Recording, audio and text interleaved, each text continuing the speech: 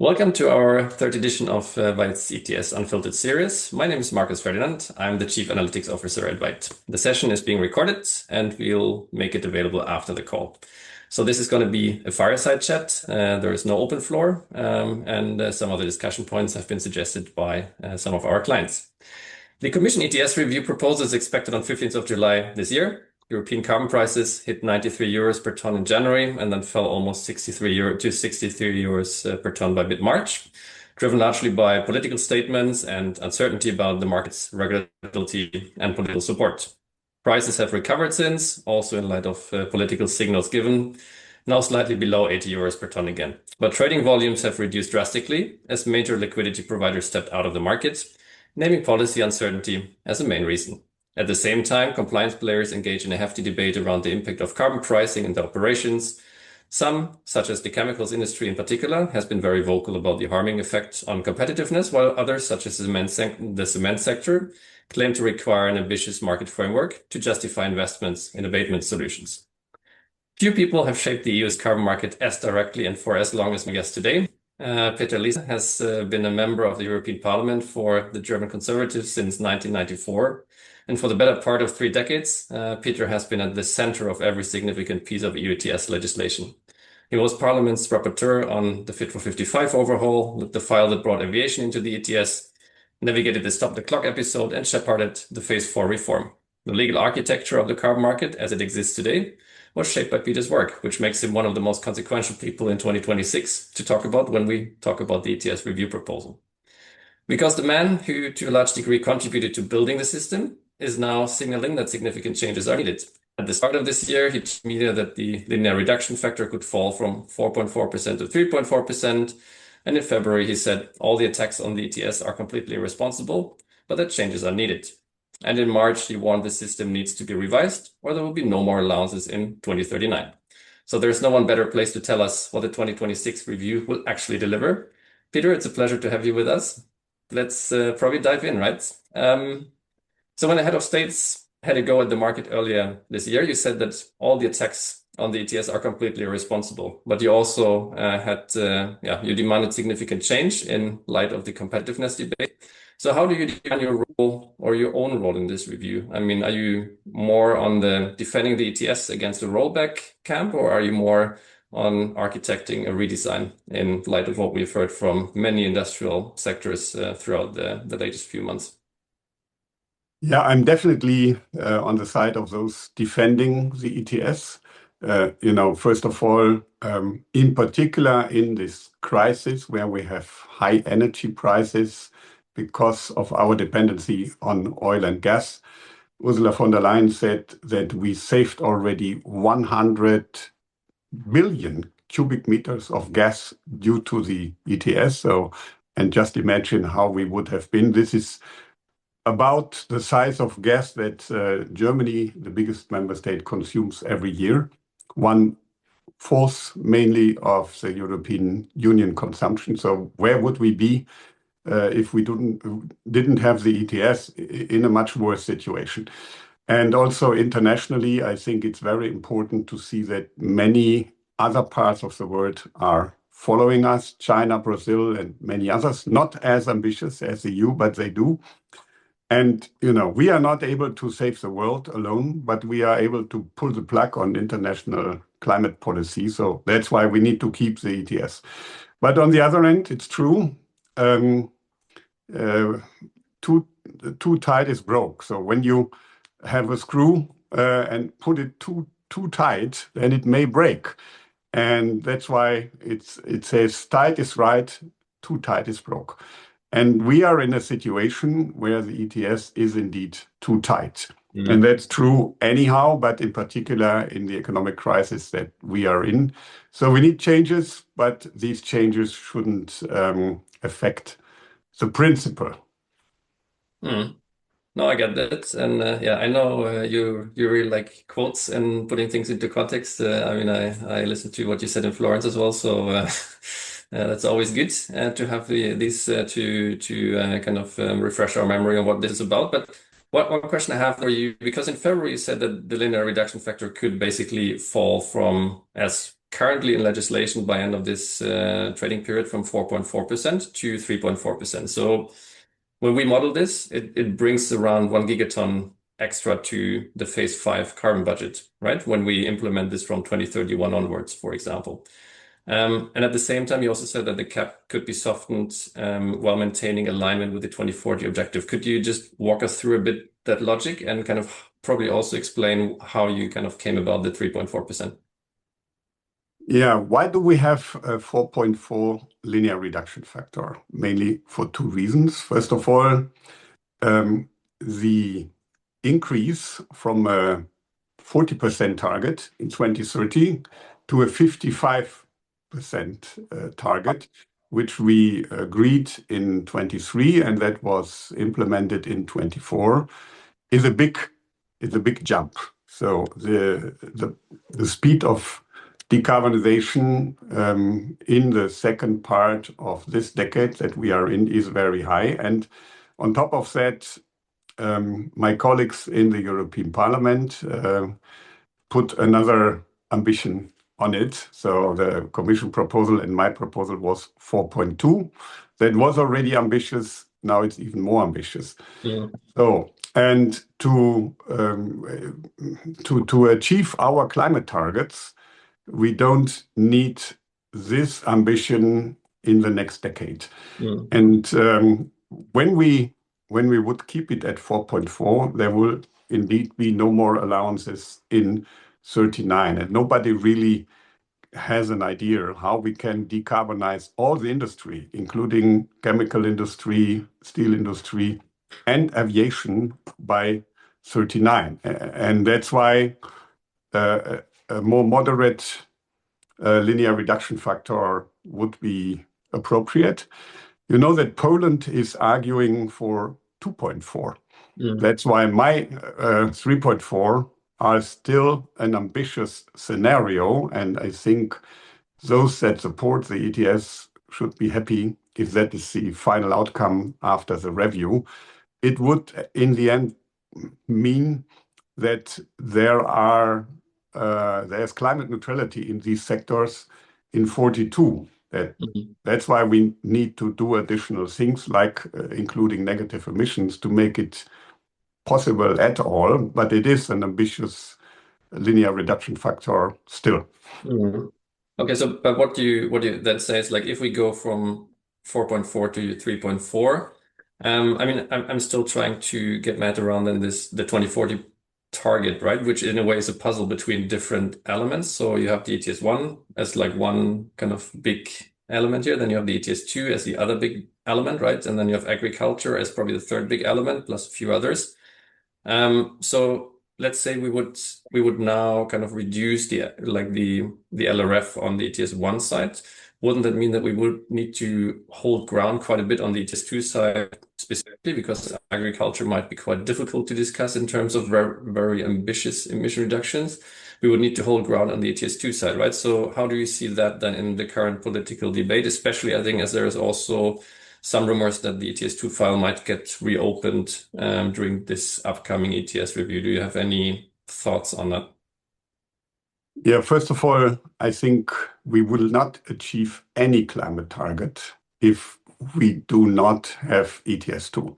So I think nobody really has an idea how we can achieve ambitious climate targets in the area of road transport and housing without an element of carbon pricing. So the policy mix is important.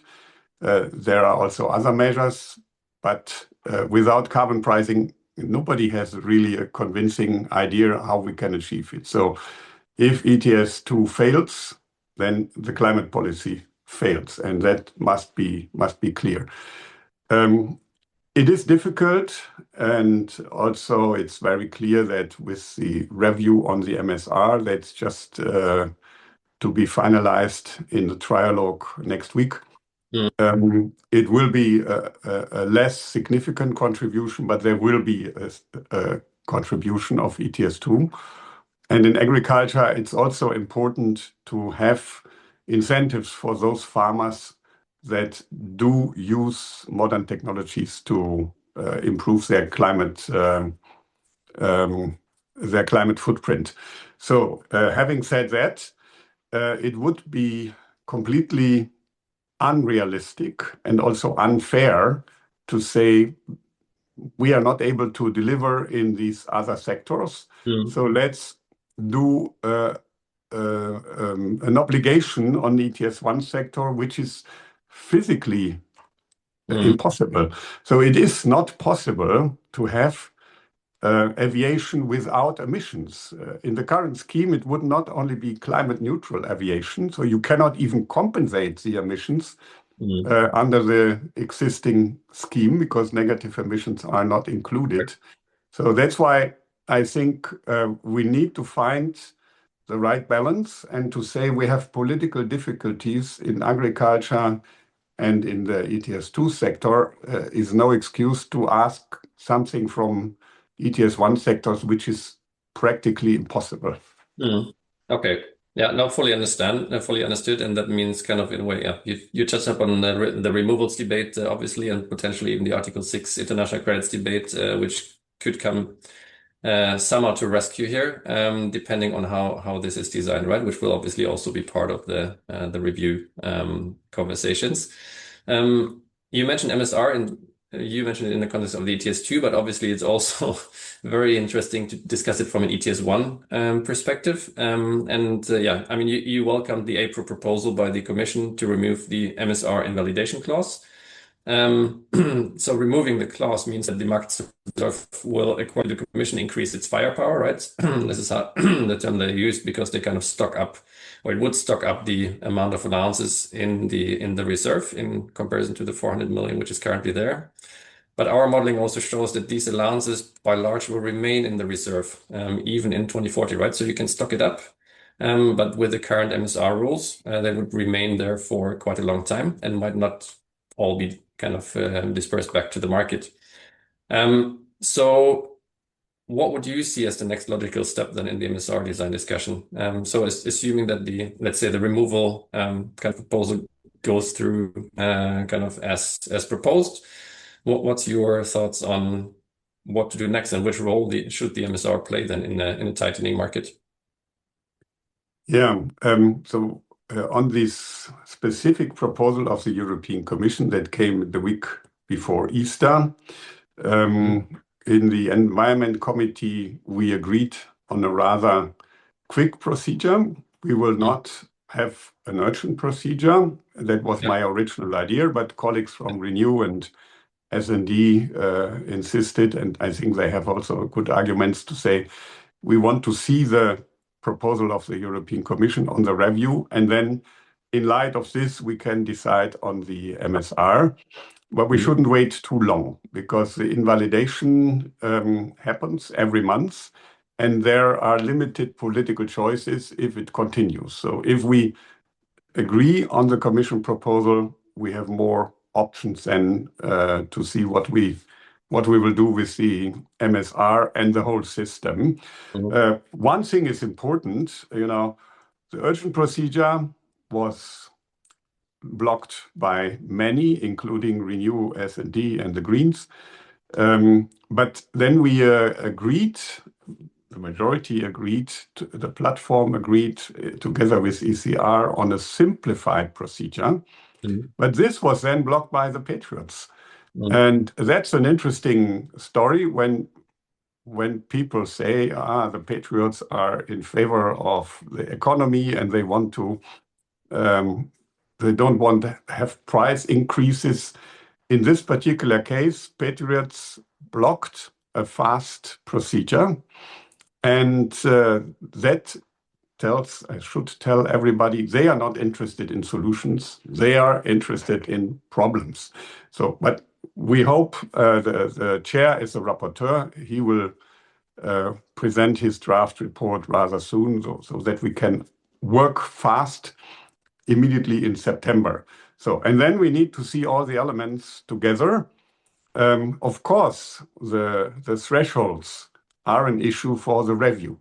But we should put that in perspective together with all the other elements of the review. And then we need to create a package that gives the necessary breathing space for industry, gives a realistic scenario, but at the same time keeps the incentives to decarbonize and doesn't punish those that go for this green option. So, and that is a sophisticated exercise, and that's why everything needs to be put together then. But the invalidation must stop as soon as possible, and then we see what happens with all the other elements. No, I get that point, and you touch upon a lot of different elements here, which I tried to kind of touch upon during the remaining time as well, which is obviously political kind of difficulties to find majorities at the moment, but also the MSR. And I just want to ask one more question then on the MSR side. So if you say it's not an urgent procedure, but it's still in a way an agreement to move this rather fast, do you have any timeline that you for this? Because obviously this really, I mean, in a way the clock is ticking, right? So with every month that is kind of lost on this, you are basically losing this opportunity space to stock up the MSR. Yeah, the idea is that we do it very fast after the Commission proposal, which means we can go for committee vote and plenary vote in September.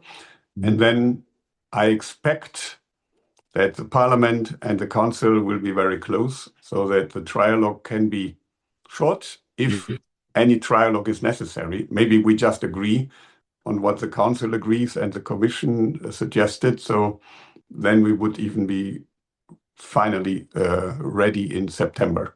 Okay. So either first reading in September, or when first reading is like the Council, finalizing the procedure in September is also realistic. Okay, realistic and ambitious, I would say at the same time. So let's see what can be achieved there. Then coming back again to to the second part of the question, right, which you touched on. So you said the thresholds are of importance in a way to look at.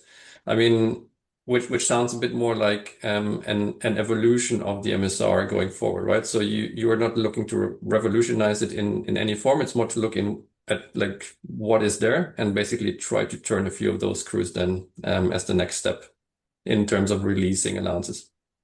Definitely, yeah. And it has to be seen in the perspective with all the other elements, with the free allowances, the CBAM, and then the three elements how to get allowances after 39, which is the LRF, Article 6. And here I'm in favor of a very strict regime that doesn't allow any company just go to the international market, but an intermediate that really approves the projects. And then, of course, the negative emissions. So everything needs to be put together because everything is,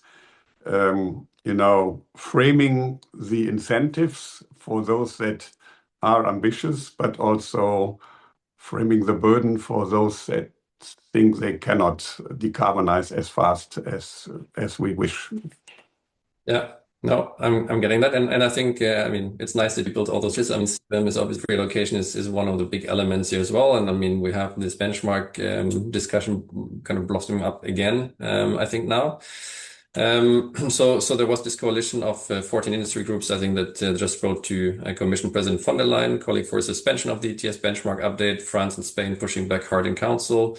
Commission says that benchmarks will be addressed in July, right, as you said as well. And at the same time, I think Germany's non-paper calls for a slower phase out, or like a slower free allocation phase out, and an export solution in CBAM. So do you expect that 2034 full phase out will hold? And if not, like what's the alternative then? Like how would you tackle that problem?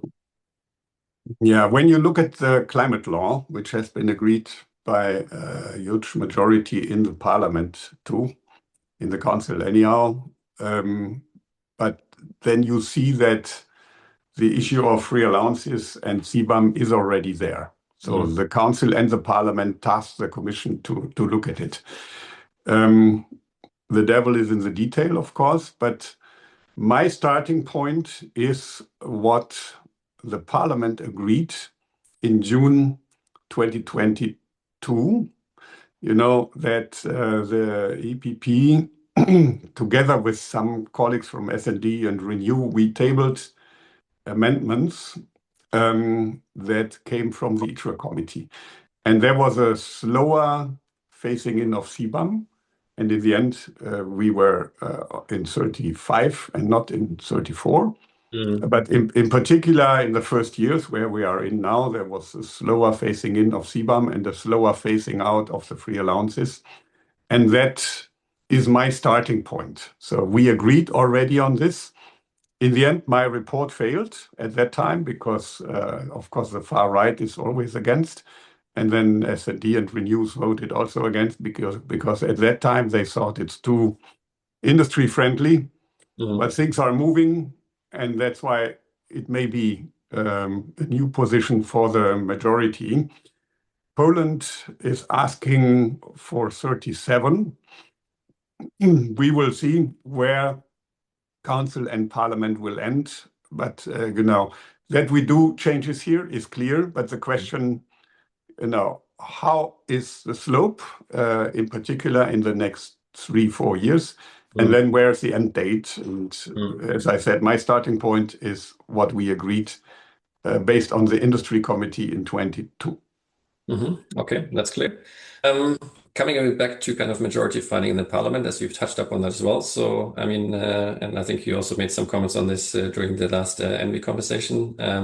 So I think in the 22 reform, you made concessions to ECR and Trilog, right? And then you saw them voting against the final deal. ECR is now again signaling openness, I think, to compromise on free allocation and other topics. Greens and socialists on the other end, defending ambition. Some MEPs calling for no flexibility from international credits to the benefit of ETS sectors. And I mean, given that the EPP cannot reach a majority alone and probably also has some kind of place within your own group, I mean, how do you actually how do you make the choice? Like, where do you find the winning coalition? And kind of, does this tell us anything already on roughly where like LRF reallocation schedules will land in terms of ambition levels? Yeah. So my approach is in all files in ENVI, I look for a majority from ECR to the left. And we had some difficult discussions on how to attribute the files in January, February, CO2 cars, the omnibuses, and so on. And we made an agreement from the left to the ECR. And I think that is a coalition that works in many files. It works in many committees. And that's always my starting point. As I said, we cannot rely on the patriots. And of course, there needs to be a strong talk, open talk with ECR, because I don't want to experience the same like last time when we made concessions to accommodate ECR's wishes. So there was, for example, the Central Eastern European demand for free allowances in district heating, no conditionality on the modernization fund and things like that. So we accommodated their wishes, and in the end, they voted against. So that's something we need to talk about. When it comes to S&D and Renew, I think colleagues understood that changes are needed. I talk a lot to my colleagues from these groups, and nobody that is really in charge of the file says no changes. And here I think, in particular for S&D, the trade unions will play a major role. Trade unions, in particular from chemical industry and other related industries, argue for the review, but they are also very clear in their message that any free allowances should come with an obligation for investment. And I think that will be the biggest change, so that you don't get free allowances and you spend them in China or do whatever the CEO thinks is appropriate, but there should be investment. And in my view, in the site, because ETS is linked to a site, not to a company. So you get free allowances because you have a site that emits, and then you have the benchmark for that site, not for the company. So I think trade unions will play a big role. And also we in EPP discuss with the trade unions. We are interested in the jobs. And that's why I think this is a deal breaker. So more free allowances, but also more investment. Mm. So I'm hearing a lot of political kind of positioning and strategies already. Are we seeing Peter Liese as the next rapporteur on this file? That has to be decided. So first of all, it must be clear that the EPP gets a rapporteurship. It is, yeah, not unlikely, but not sure.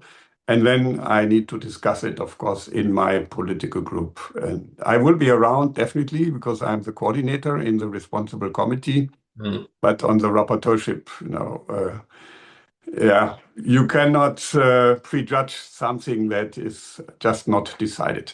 No, totally agree. So I have one last question, which is obviously also interesting for the trading community, as there has been a lot of like political kind of statements made, which had huge impacts on the carbon price and obviously also on liquidity in terms of like how the market is trading. Which was a lot about a carbon price that is politically acceptable, right? So there is always like those floating kind of discussions around the Commission using at least some pricing elements when they kind of calculate the budget for certain measures. So from your perspective, like what's a politically acceptable carbon price? Yeah, that's a very difficult question. It I'm is asking it. in a way, the same question, what kind of weather would be the best? When you discuss the farmers, they like rain. When you discuss the tourism people, they like the sun. Mm, And it's good that politicians don't decide on the weather.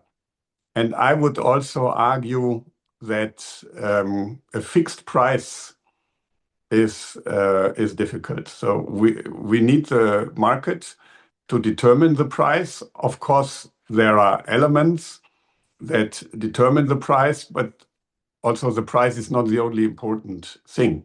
If you have a high price but many free allowances, then the situation for those companies that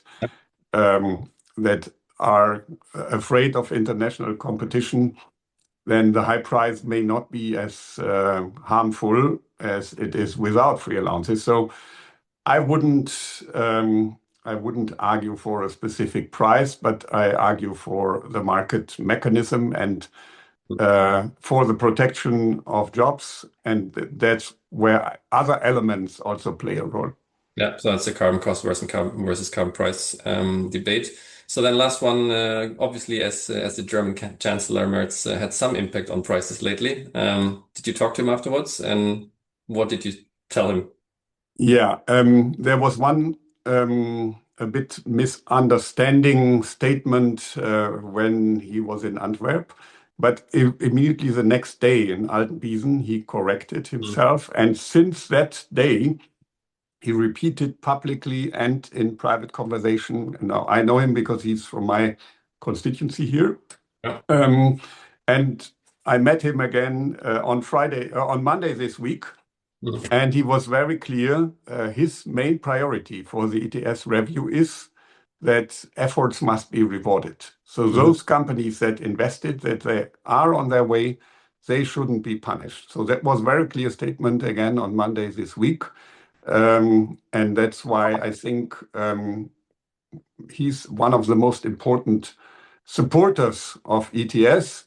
Unfortunately, when you have one misleading statement, it is more effective than 5 or 6 positive statements. But the positive statements are clearly in Mm. the majority, and he stands firm here. Mm. Yeah, I think it happened obviously at a time when there was lots of other statements made by others as well. So I think this obviously added to a lot of uncertainty. Peter, thank you so much for joining us today. This has been exactly the kind of direct conversation I think the ETS debate needs. So we were happy to have you. Good luck with the negotiations that are coming. And yeah, all of you in, stay tuned for the next Veyt ETS Unfiltered as the July Commission proposal draws closer. Have a good Friday every day, everyone, and speak soon. Ciao. Thank you. Bye. Bye.